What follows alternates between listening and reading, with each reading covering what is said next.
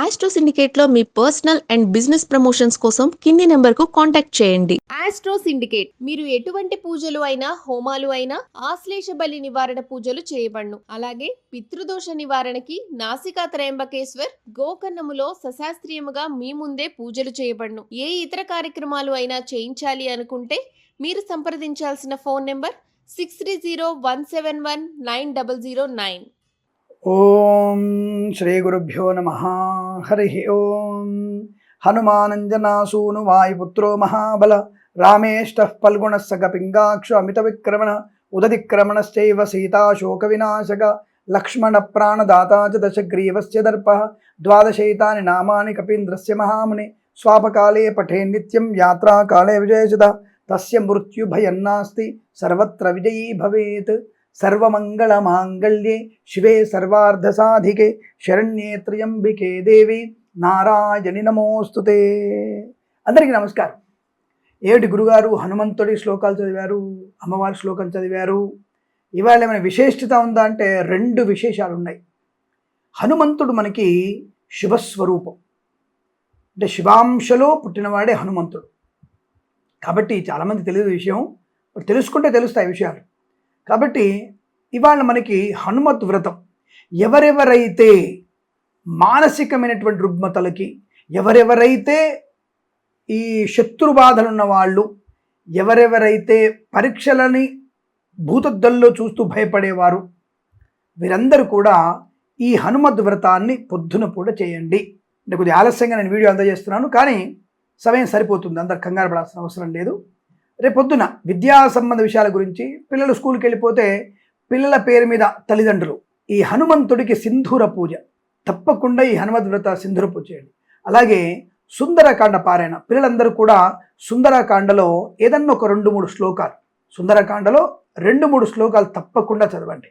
అలాగే ప్రతి వ్యక్తి అందరూ కూడా రేపు ఎవరెవరైతే హనుమాన్ చాలీసా పారాయణం చేస్తున్నారో, ఎవరెవరైతే హనుమాన్ చాలీసా పారాయణ చేస్తారో వారు అనుకున్నటువంటి సమస్త కార్య విజయం సాధించడం ఖాయం. ఇది నిజం. కానీ తప్పకుండా మీరందరూ పొద్దున స్కూల్కి వెళ్ళే ముందు, కాలేజీకి వెళ్ళే ముందు, ఆఫీస్కి వెళ్ళే ముందు హనుమాన్ చాలీసా 3 నిమిషాలు పడుతుంది. 3 నిమిషాలు టైం లేదంటే మీకు నమస్కారం.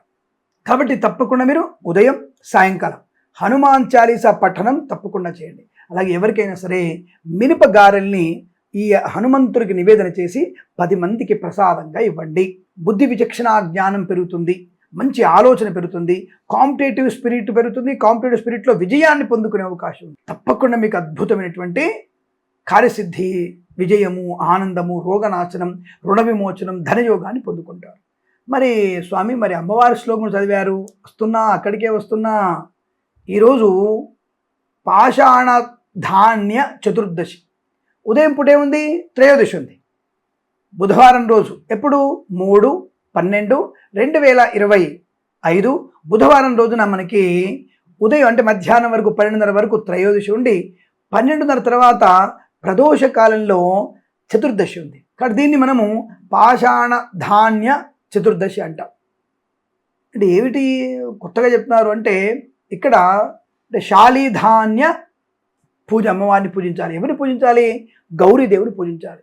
పసుపు గౌరి కానీ, బంగారు విగ్రహంలో కానీ, వెండి విగ్రహంలో కానీ, రాగి విగ్రహం మీద కానీ గౌరీదేవి నుంచి మనము ప్రదోష కాలంలో శాలీధాన్యముతో పూజిస్తే, శాలీధాన్యం అంటే కొంతమంది చాలా కంగారు పడతారు. కొర్రలండి, కొర్రలు, సిరిధాన్యాలు అంటారు. సిరిధాన్యాలు, కొర్రలు, అరికెలు, కొర్రలు, సాములు, ఊదులు, బ్లాక్ రైస్ ఉంటుంది, మీకు బాగా గుర్తుండే ఉంటుంది, దొరుకుతుంది బయట. ఒకప్పుడు దొరికేవి, ఇప్పుడు ఈ మధ్య పండితే బ్లాక్ రైస్, నలుపు రంగులో ఉన్నటువంటి బియ్యం.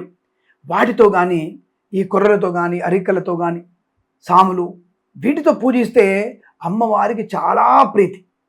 ఈరోజు ఇటువంటి సిరిధాన్యాలు, ఈ సిరిధాన్యం అంటే తెలుసా? శ్రీధాన్యము. దీన్ని శాలీధాన్యం అంటారు. శ్రీ అంటే లక్ష్మీ ధాన్యం. శ్రీ అంటే రోగనాశనం చేసేదని అర్థం.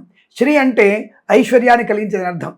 కాబట్టి ఈ శ్రీధాన్యముతో ఎవరైతే గౌరీదేవిని పూజిస్తారో ధాన్యం పెట్టి పూజించాలి. ఆ ధాన్యము ఒక తెల్ల కండో మీద వేసి దానిపైన ఈ బ్లాక్ రైస్ కానీ, కొర్రలు కానీ, అరిసెలు కానీ, ఆ తర్వాత మనకి ఊదులు కానీ, ఇలాంటి ధాన్యం వేసి దానిపైన గౌరీదేవిని ఉంచి తమలపాకు పెట్టి ఉంచి అమ్మవారిని శ్రీ సూక్త దుర్గా సూక్త విధానంగా పూజ చేయాలి.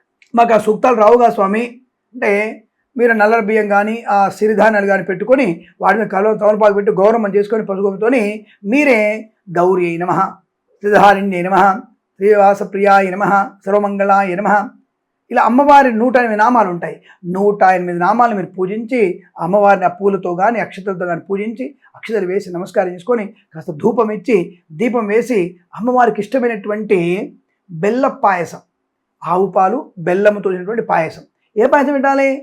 కొరలు కానీ, ఊదులు కానీ, సాములు కానీ, ఈ శాలిధాన్యం బ్లాక్ రైస్ కానీ, ఆవు పాలతో మీరు పాయసం పెట్టాలి అమ్మవారికి. అంటే మీరు ఏదనుకున్నా ఆ ధాన్యాన్నే నివేదన దాన్ని పెట్టి మంచిగా కాజుపప్పు అంతా వేసేసి దాన్ని పెట్టాలి. స్వామి ఆ కాజుపప్పు ఆవు పాలు దొరికితే మేము ఇంత ఎందుకున్నా స్వామి, బీదవాళ్ళం మేము. అయ్యో పర్వాలేదు, ఏం అక్కర్లేదు. ఒక గ్లాసులో నీళ్ళు తీసుకోండి, దాని మీద బెల్లం ముక్క వేయండి, కొంచెం మిరియాలు వేయండి, నైవేద్యం పెట్టండి. ఒక బెల్లం ముక్క తీసుకోండి, ఆకులో పెట్టండి, తోలపాకులో నైవేద్యం పెట్టేసేయండి. ఆ ప్రసాదాన్ని అందరూ స్వీకరించండి చాలు. తప్పకుండా మీకు అనుకూలవంతమైన అమ్మ అనుగ్రహం, పొద్దున పూట హనుమయ్య అనుగ్రహం పొందుకొని మనకి దీర్ఘ సుమంగళి యోగం, సమస్త రోగ నాశనం, ఐశ్వర్యము, ఆనందాన్ని పొందుకునే అవకాశాలు బలంగా ఉంటాయి.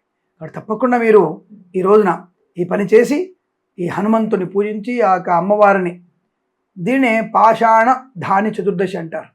కాబట్టి తప్పకుండా ఇవి మీరు ఈ పూజ చేసి అమ్మవారిని ఎవరెవరైతే పూజ చేస్తున్నారో ఆ ఇంట్లో సిరి సంపదలకి లోటు ఉండదు.